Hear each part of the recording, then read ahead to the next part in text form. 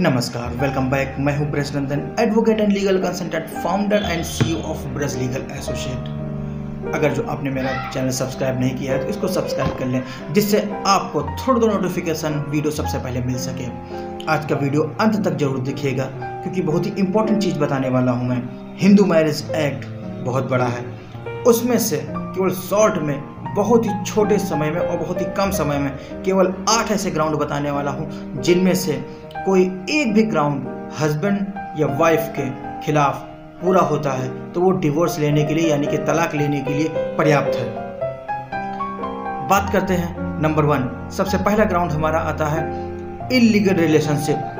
Husband का किसी अन्य महिला के साथ इल्लीगल रिलेशनशिप है तो वाइफ उसके खिलाफ डिवोर्स ले सकती है, या वाइफ का किसी दूसरे आदमी के साथ इल्लीगल रिलेशनशिप है, इस पे हस्बैंड को ऐतराज है तो हस्बैंड उसके या उसके खिलाफ से डिवोर्स ले सकता है। दूसरे ग्राउंड पे आते हैं नंबर 2 पे। नंबर 2 पे आता है क्रूएलिटी। जरूरी नहीं है कि हस्बैंड ही वाइफ को, यानी कि पति ही पत्नी को पीड़ित करे या सताए, या उसको इतनी मानसिक या शारीरिक रूप से चोटें दे या परेशान करे।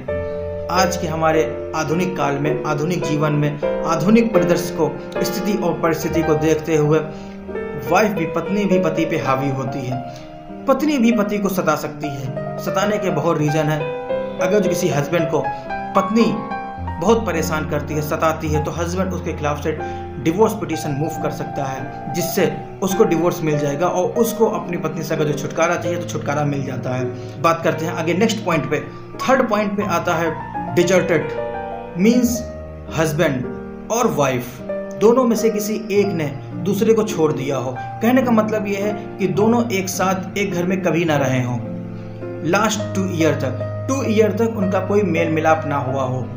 इस कारण इस ग्राउंड पे हस्बैंड या वाइफ दोनों में से कोई एक भी अगर चाहे तो अपना डिवोर्स पिटीशन मूव कर सकता है और डिवोर्स ले सकता है। आगे बढ़ते हैं। नंबर 4 पे आता है रिलीजन। अगर हस्बैंड या वाइफ दोनों में से किसी एक ने, वाइफ ने being a Hindu and husband being a Hindu, दोनों की हिंदू मैरिज हुई थी अकॉर्डिंग टू हिंदू लॉ, और उसके हिसाब से सारी मैट्रिमोनियल सेरेमनी भी हुई थी, और उसके बाद भी हस्बैंड या वाइफ दोनों अगर जो अपना धर्म परिवर्तित कर लेते हैं, अपना रिलीजन चेंज कर सकते हैं, हिंदू धर्म के अलावा किसी दूसरे रिलीजन को अगर जो अडॉप्ट कर लेते हैं, तो इस ग्राउंड पे हस्बैंड या वाइफ दोनों में से कोई एक डिवोर्स पिटीशन मूव कर सकता है और डिवोर्स ले सकता है। आगे बढ़ते हैं। आता है मेंटल डिसऑर्डर।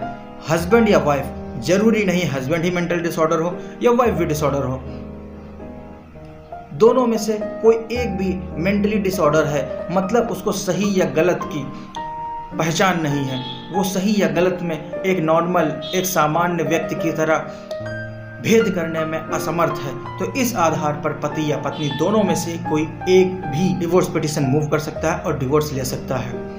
आगे बढ़ते हैं। नेक्स्ट 6th पॉइंट है लेप्रोसी और इनक्योरेबल डिजीज।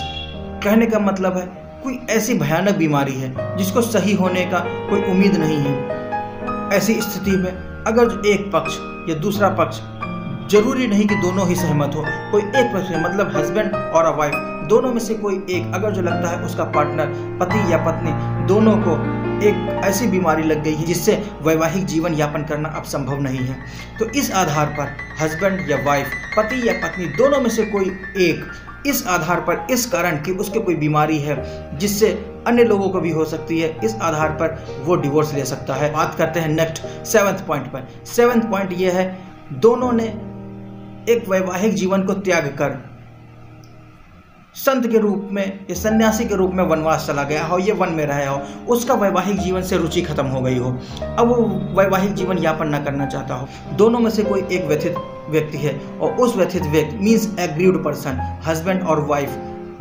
अगर जो हस्बैंड सन्यासी हो गया है तो वाइफ पिटीशन मूव कर सकती है। वाइफ अगर सन्यासी हो गई है या वन चली गई या वनवास या सन्यासी का रूप धारण कर लिया है, तो हस्बैंड डिवोर्स पिटीशन मूव कर सकता है, और इस कारण पे, इस आधार पे डिवोर्स पिटीशन मूव कर सकता है। बात करते हैं next and last point.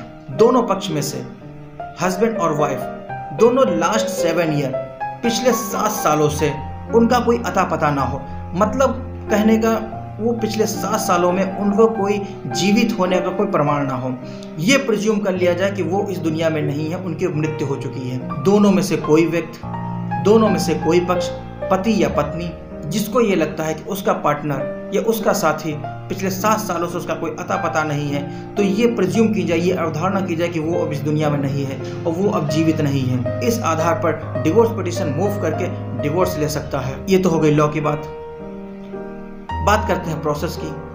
Same process है, डिवोर्स पिटीशन जो पारिवारिक न्यायालय में मजिस्ट्रेट के सामने पेश होगी और उस पिटीशन के आधार पर न्यायाधीश को अगर जो लगता है आपके आधार उचित हैं और आप अगर जो साबित कर ले जाते हैं कि जो आपने आधार और जो कारण बताए हैं वो बिल्कुल सत्य एवं सही हैं, तो उस पर न्यायालय आदेश पारित कर दिया जाएगा। आप दोनों का जो वैवाहिक जीवन चल रहा था उसको विवाह विच्छेद कर दिया जाएगा, मतलब तलाक की डिक्री पारित की जाएगी। मुझे पता है अभी तक आपने इस वीडियो को लाइक नहीं किया है। अगर जो ये वीडियो आपके लिए यूज़फुल है, अगर जो कुछ आपको ये जानकारी देता है, तो प्लीज़ इस वीडियो को लाइक कर दीजिए और वीडियो को अंत तक देखने के लिए हृदय की गहराइयों से धन्यवाद।